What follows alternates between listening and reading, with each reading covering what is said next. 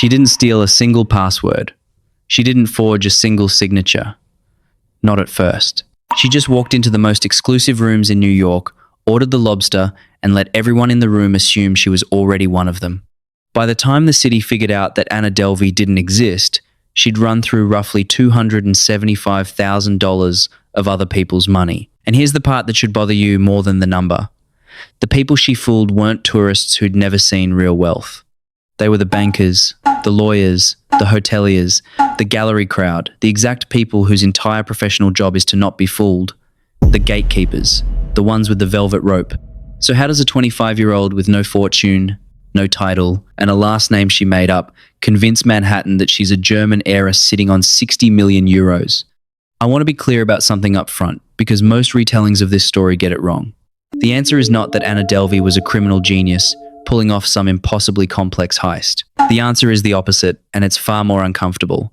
She succeeded because the system she walked into was built to be walked into. Stick with me, because by the end, I think you'll see your own world a little differently. The tip that bought a reputation. Let's start with who she actually was. Her real name was Anna Sorokin.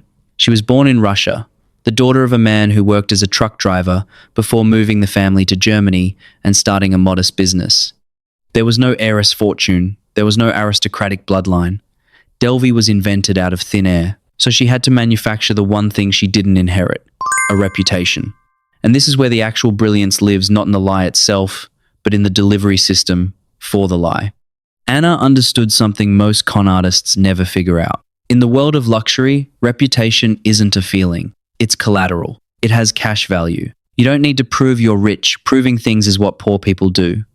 You need other people to start behaving as if you're rich, because the moment they do, their behavior becomes the evidence the next person relies on. So how do you buy behavior? You tip, relentlessly. Anna handed out $100 bills like business cards to concierges, to doormen, to waiters, to the people who are invisible to most guests, but who actually run the building. Now, to you and me, that looks insane. That looks like a broke person setting money on fire. But watch the logic. A hotel staff that has been tipped like they work for royalty does not, in turn, treat you like a risk. They don't ask royalty to put a card on file up front. They don't flag the unpaid balance on day 3. They extend you the benefit of the doubt, and in a luxury hotel, the benefit of the doubt is worth thousands of dollars a night. Those tips weren't generosity, they were advertising. They were the down payment on a story that everyone else would finish telling for her. And the genius is that it compounds. The right hotel lobby leads to the right dinner. The right dinner leads to the right introduction. The right introduction leads to a real, credentialed, successful person vouching for you. And the best part, from Anna's side, is that they don't even know they're vouching. They think they're just describing their interesting new friend, the German heiress. Every person she fooled became an unpaid salesperson for the next con. That's not a scam you run. That's a scam that runs itself once you light the fuse. The $40 million mirage. Now here's the move that separates Anna from every petty grifter who's ever skipped out on a check. The small cons, the free rooms, the comped dinners were never the goal. They were the engine. They existed to make the big con believable. Because Anna's real ambition wasn't a luxury suite. It was an empire. She wanted to build the Anna Delvey Foundation, a private members-only arts club in a historic Manhattan building, the kind of place where the city's elite would pay just to be allowed inside. And to build it, she went looking for money, not a few $1,000s. She pursued a loan in the range of $22 million, as part of a vision valued near $40 million. Sit with the size of that leap for a second. We are no longer talking about dodging a dinner bill. We are talking about a woman with no verifiable assets walking into actual financial institutions, banks, real ones, and asking them to hand over tens of millions of dollars. And the staggering thing is that several of them took the meeting. They looked at her, they looked at her story, and they started moving the paperwork forward. To push it across the line, she forged financial documents, statements showing a fortune parked overseas, the kind of paperwork that's supposed to be the hard proof at the bottom of everything. And it worked well enough that one institution, City National Bank, got far enough down the road that she secured an advance of around $100,000 money she spent almost immediately. She got a 6-figure advance against a fortune that did not exist. And this is the load-bearing beam of the entire story. So I want to say it plainly. At no point in this chain did anyone simply check. Nobody picked up the phone and verified the Swiss account. Because the system doesn't actually run on verification, it runs on the assumption of verification. Every person figured that if she'd made it this far, this hotel, this lawyer, this referral, this meeting, then surely someone earlier in the line had already done the due diligence. Everyone in the chain was leaning their full weight on a check that, it turned out, no one had ever performed. The fortune was a mirage, and everyone kept walking toward it because everyone else was walking toward it too. The weekend, it all came due. Here's the thing about a con built on momentum. It doesn't unravel slowly. It doesn't spring a leak and drain out over months. It collapses in a single instant. The instant someone is forced to put real money on the table before the story has had time to refill the tank. For Anna, that instant came in Morocco. She'd planned a lavish getaway, a luxury resort, a private villa, a personal trainer, a videographer, the whole production. And she brought along a friend named Rachel, a photo editor at Vanity Fair. On paper, it was a dream trip. In practice, it was the trap closing.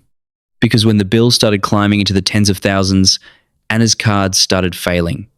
One after another, declined. And in that moment of social pressure, the staff waiting, the trip in jeopardy, the embarrassment hanging in the air, Rachel did the thing the entire con was engineered to produce. She put it on her own corporate card. "I'll pay you back," Anna told her. She didn't. Rachel walked away owing more than $62,000 on a card that was never hers to gamble, and Anna treated it like a rounding error. And that not a forensic accountant, not an FBI raid, not some brilliant detective, that is the thread that finally unravels the whole thing. A friend who got stuck with a bill she couldn't afford and who stopped believing. Remember what I said, the con runs on everyone in the chain agreeing to keep telling the story. The second one person refuses, the second one person says, "No, you actually owe me and I'm going to make noise about it." The entire structure has nothing underneath it. It was always held up by belief, and belief is the one asset you can't forge. In 2019, a jury convicted Anna Sorokin on multiple counts, including grand larceny and theft of services.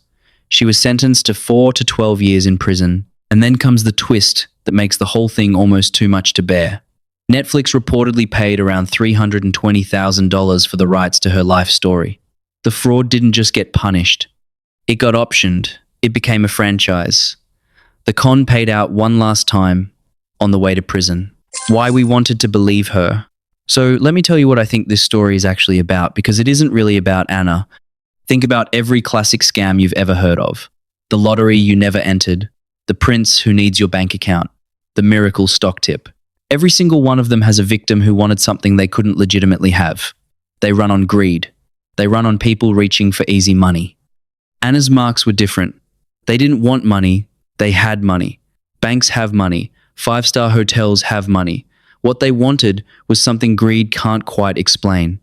They wanted proximity. They wanted to be the bank that landed the mysterious young heiress. They wanted to be in the photo, at the table, inside the room. They wanted to be close to wealth they didn't create.